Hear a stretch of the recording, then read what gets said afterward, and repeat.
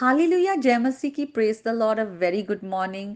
आइए आज एक नई सुबह जो परमेश्वर ने दी है, परमेश्वर का धन्यवाद करें। आज बहुत ही खास है, आज नया साल है। हैप्पी न्यू ईयर आप सबों को, आपके परिवारों में परमेश्वर का प्रेम, उसका आनंद, शांति, उसका उसके अनुग्रह जो है वो आप सबके परिवारों में अब से लेकर हमेशा तक बना रहे। आज नए साल में हम नए नए कपड़े पहनेंगे, बाहर जाएंगे, घूमेंगे, अपने लोगों से मिलेंगे, उनको विश करेंगे। आइए उससे पहले हम देखें कि परमेश्वर हमसे क्या कह रहा है। आज हम पहले परमेश्वर के पास जाके परमेश्वर से मिले। और हम यूहन्ना की अंजील उसके 3rd चैप्टर में जब आते हैं तो हम देखते हैं वहां निकोदेमस नाम का एक सरदार है जो यीशु मसीह से मिलने आया है। और वो यीशु मसीह से कहते हैं कि जो काम तू करता है, जो चिन्ह तू करता है, वो जब तक कोई परमेश्वर की ओर से ना हो तो वो चिन्ह नहीं कर सकता। तो हम जानते हैं कि तू परमेश्वर की ओर से है। तो यीशु मसीह कहते हैं कि जब तक तुम नए सिरे से जन्म ना लो तुम परमेश्वर के राज्य में प्रवेश ना कर पाओगे। तो वो कहता है ये कैसे हो सकता है कि कोई जन्म लेने के बाद वापस क्या अपने माँ के गर्भ में जाएगा। यीशु मसीह कहते हैं जब तक तुम आत्मा और जल से जन्म ना लो तो तुम परमेश्वर के राज्य में प्रवेश नहीं कर सकते। क्योंकि जो शरीर से जन्मा है वो शारीरिक है और जो आत्मा से जन्मा है वो आत्मिक है। और यीशु मसीह फिर से कहते हैं कि तुम्हें नए सिरे से जन्म लेना अवश्य है। और आज यीशु मसीह वचन के द्वारा हमसे कह रहे हैं, क्योंकि वो खुद जीवित वचन है, प्रभु का प्रकाश हम पे आ रहा है और हमसे कह रहा है कि तुम नए सिरे से जन्म लो। तुम्हें आत्मा का जन्म बहुत जरूरी है तुम्हें, क्योंकि जो परमेश्वर है, खुदा जो है वो आत्मा है। और जैसे कि हम यूहन्ना की अंजील उसके 1st चैप्टर में भी जाएं, वहां पे भी लिखा है कि जिस जिसने प्रभु यीशु मसीह पर विश्वास किया, उनको ग्रहण किया, उन्हीं को परमेश्वर ने अपने बेटे और बेटियां होने का अधिकार दिया। और वो शरीर के नहीं जन्मे, ना मनुष्य की इच्छा के, बल्कि आत्मा के जन्मे हैं।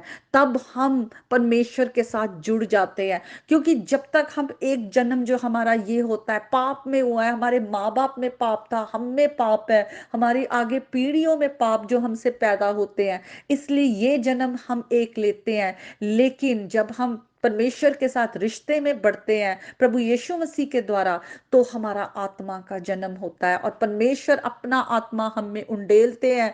और परमेश्वर का आत्मा हमें हर दिन नया करता जाता है, क्योंकि शरीर के कामों में रहकर हम परमेश्वर को कभी भी खुश नहीं कर सकते।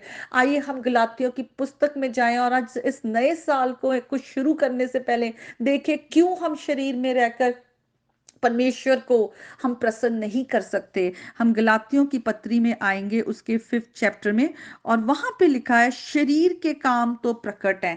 कौन से काम है? व्यभिचार, गंदे काम, लुचपन, मूर्ति पूजा, टोना, बैर, झगड़ा, ईर्ष्या, क्रोध, विरोध, फूट, विधर्म, डा, मतवालापन, लीला क्रीड़ा और इनके जैसे और काम। इनके विषय में पौलुस कहता है मैं तुमसे पहले भी कह देता हूं, जैसे कह चुका हूं, कि ऐसे काम करने वाले परमेश्वर के राज्य के वारिस ना होंगे। जैसे यीशु मसीह ने निकोदेमस को कहा कि जब तक तुम नए सिरे से जन्म ना लो तुम परमेश्वर के राज्य में प्रवेश नहीं कर सकते। तो आज अगर हम इस नए साल में प्रवेश करने के बाद भी इन कामों में हैं, तो आज हम अपने आप को परमेश्वर के हाथों में सौंप दें। और आगे लिखा है आत्मा के फल प्रेम, आनंद, मेल, धीरज, कृपा, भलाई, विश्वास, नम्रता और संयम है।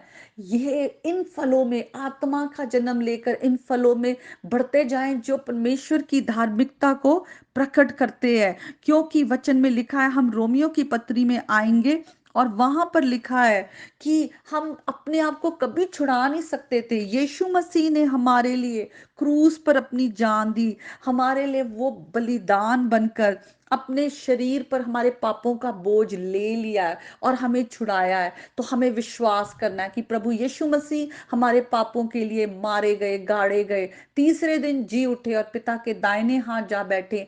आज भी वो हमारे लिए मध्यस्थता कर रहे हैं और हमें पाप से छुड़ाने के लिए जो उन्होंने अपना कीमती लहू बहाया है। तो हमें भी यीशु मसीह पर विश्वास करना है, क्योंकि जब तक हम शरीर में हैं, वचन में लिखा हम कभी भी परमेश्वर को प्रसन्न नहीं कर सकते। क्योंकि लिखा है शारीरिक व्यक्ति शरीर की बातों पर मन लगाता है, परंतु आध्यात्मिक आत्मा की बातों पर मन लगाता है।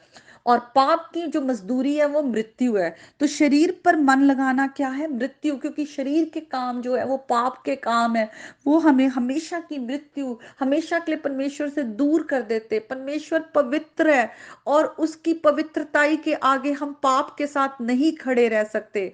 हमें प्रभु यीशु मसीह पर विश्वास करना, अपने गुनाहों की माफी मांगनी है, नया होना है। क्योंकि आगे लिखा है, आत्मा पर मन लगाना जीवन और शांति है, क्योंकि शरीर पर मन लगाना परमेश्वर से बैर रखना है, क्योंकि ना तो परमेश्वर की व्यवस्था के अधीन है और ना हो सकता है जो मनुष्य शरीर पर मन लगाता है। और लिखा है, परंतु जब अब परमेश्वर का आत्मा तुम में बसता है तो तुम शारीरिक दशा में नहीं परंतु आत्मिक दशा में हो।